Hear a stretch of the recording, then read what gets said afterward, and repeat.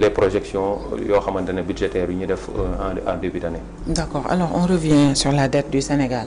xam nga ne am na rapport boo xam ne la banque britannique Barclays moo ko génnee publié nañu ko nag mu wax ni Sénégal mooy le pays le plus endetté en Afrique. tey jii suñu PIB ñu ngi ci am 119% dette bi loolu la def ci suñu PIB. suñu PIB alors loolu yan antécédent la am. waaw man ñun dañu yàgg toog ci plateau yi di défendre la dette. di ne la dette amul lu ko ëpp solo ci économie. il faut pas avoir peur de s'endetter mais quel type d'endettement moom mooy problème bi.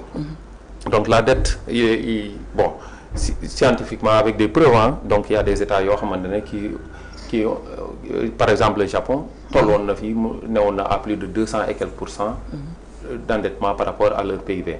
donc il y a des états yoo xamante ne la France qui est à 112% d'endettement par rapport à son PIB, la Chine est à 130%.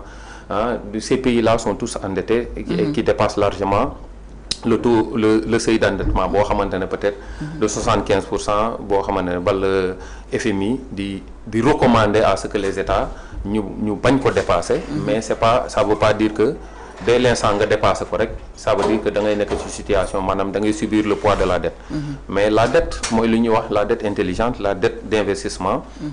mooy dette boo xamante ne mun nga nekk à 200% tant que la dette là sert à investir la dette là mun na bañ a nekk risque parce que lan mooy xaalisu dette.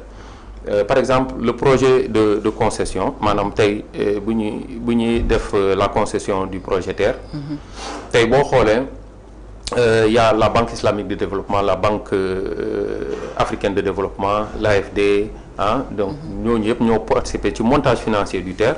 ñooñu ku nekk da ngay indi sa apport, ok ci montage financier du TER bu ñuy wax par exemple bu ñu koy évaluer à 635 et quelques milliards.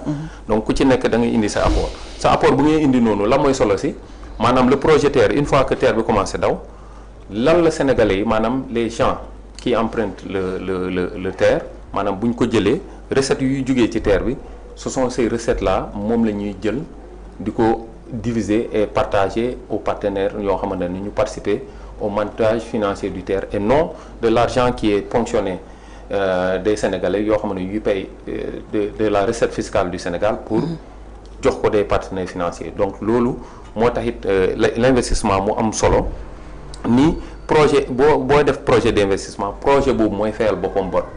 mooy maanaam lépp loo xamante ne recette buy jugee ci projet boobu noonu recette yooyu noonu la ñuy jël diviser ko maanaam séddale ko les partenaires techniques et financiers ñoo xamante ne ñu participer au montage financier. donc loolu mooy loo xamante ne lu état bi war a gën a def loo ma tey dette mun nañu dem ba 200%. parce que ba léegi économiquement parlant amul fenn foo xamante ne il a été prouvé ni dëkk bu dépassé 70% bu dépassé 100%. automatiquement da ngay subir le poids de la dette da ngay nekk situation di kii am na risque nag certes plus ce taux d'endettement muy gën a élevé maanaam di nga dem est-ce que tey di nga am économie bu lay permettre tey nga mun a rembourser nga mun a faire face à tes échéances. lu ci gën a important nag ci dette mooy les indicateurs de liquidité et de viabilité de la dette loolu moo gën a important le ratio dette PIB boo xamante ne bu ñuy mettre chaque fois en avant gis naa moom Sonko muy génn keroog di ko wax di apeurer les Sénégalais ñoo xamante ne peut-être xamuñu lan mooy la dette di leen di wax ni on est à 100 et quelques %. Chine sax dafa ne bu Sénégal dépassé 70%. dañuy arrêter projet bi ma ne ban chinois moo ko wax parce que Chine ñoom tey dépassé nañu les 100%. Chine dañuy dem ba ay 150 160. dañuy endetté wu lu ëpp loolu. D'accord. mais pourquoi Chine tey moom muy dépassé loolu mu ne Sénégal du ko dépassé. à quel moment est-ce que aussi c'est à la Chine de dire au Sénégal que de ne pas dépenser fii ngay jaar lan la les indicateurs lu ñuy xool maanaam ku lay lebal xaalis indicateur après avoir interrogé ton économie mooy xool. tey sa économie dëkk nan lay doxee maanaam boo jëlee les 3 points yoo xamante ne de la macroéconomie les finances publiques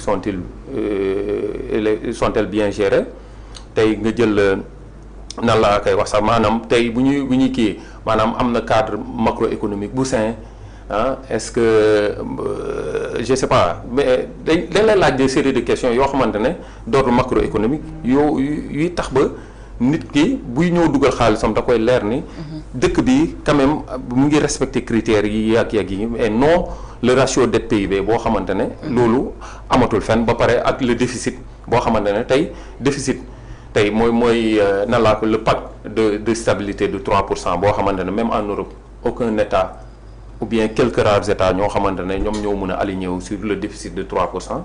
Mais boo xoolee ay France ay Italie dëkk yu bëri yoo xam ne ñu nekk ci Union européenne c'est des pays qui peinent aujourd'hui à respecter ce pacte de stabilité de 3% de déficit.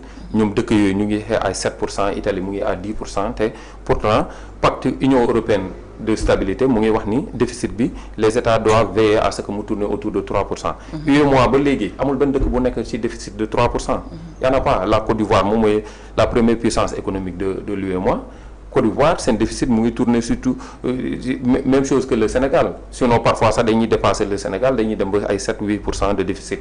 Donc loolu maanaam c'est un idéal boo xamante ne les communautés monétaires et économiques dañ koy bëgg ni état yi ñuy respecter déficit bi. Ça permet aujourd'hui de canaliser maanaam de gérer le rythme d'endettement, parce que déficit boo amee déficit rek mooy da ngay daw dem outil des finances pour ñëw financer ce déficit.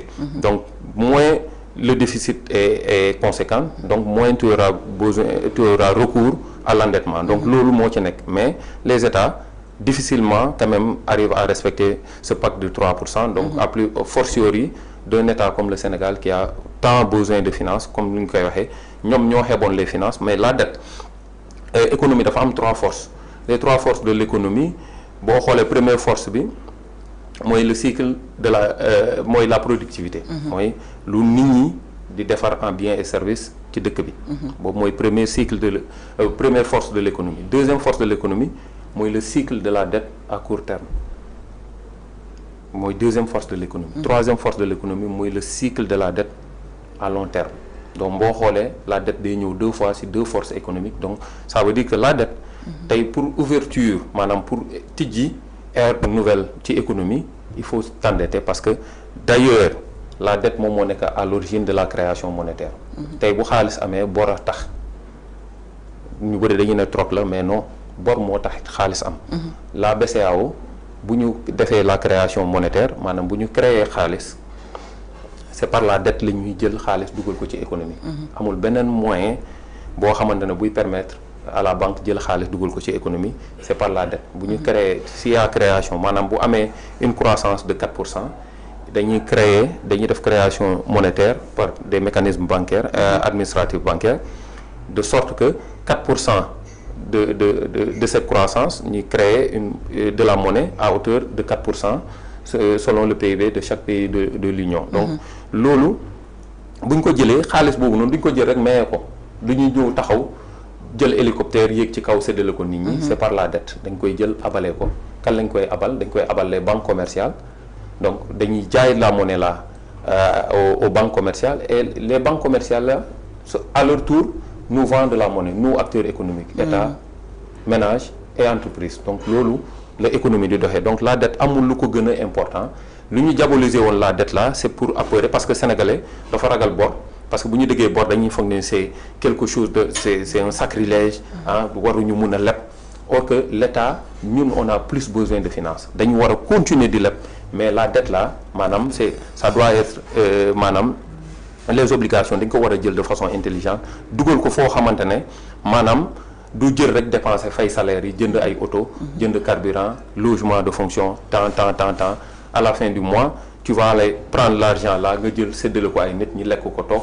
Et dépenses yooyu noonu xaalis bi même bu fekkee dina nekk ci biir économie, mais du nekk loo xamante ne day créer de l'emploi.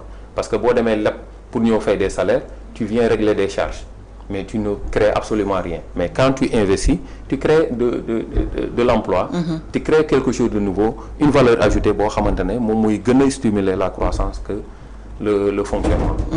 Alors